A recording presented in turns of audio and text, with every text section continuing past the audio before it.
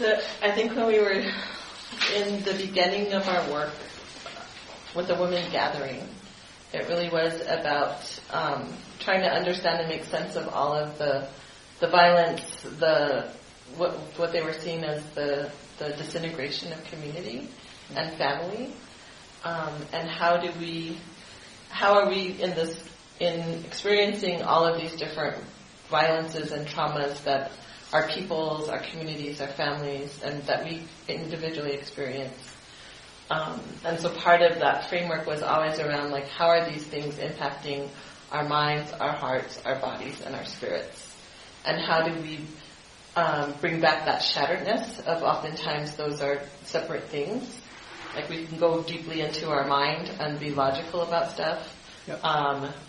We hold things in our body around not just the physical violence that we experienced, but the grief and loss weighs heavy within our bodies. Mm-hmm. And then it also manifests it comes forward in different sicknesses.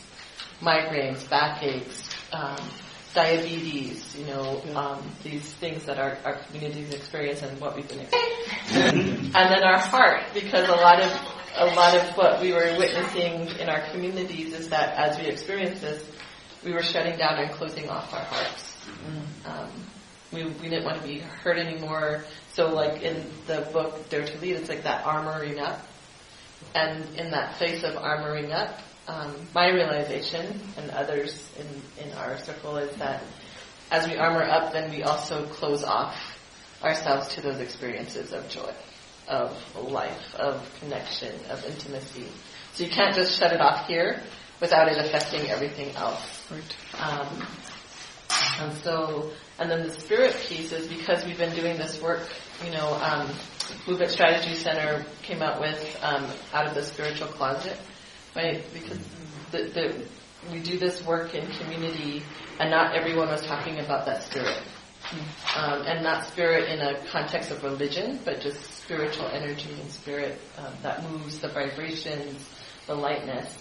And for us in our Tewa way, our indigenous way, there is this, we're always in communing with spirit, right? The spirit of everything that's around us, the plants, the trees, the animals, the bugs, everything for us has spirit. And so then how are we integrating this? And so when we take a look at different projects or, our solutions, like our community-based solutions, I don't want to say projects or programs, the solutions that we think, we look at how this is going to connect and have a positive or negative impact on the mind, the heart, the body, and the spirit.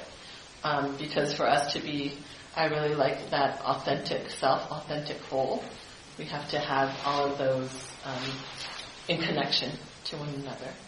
And so that's been kind of the frame that we've been moving as we're talking about, and we know attachment and bonding for us is really a way to, the relationality, and Kathy talks about relationality, my mom, Elder Kathy, that it's always relation in action,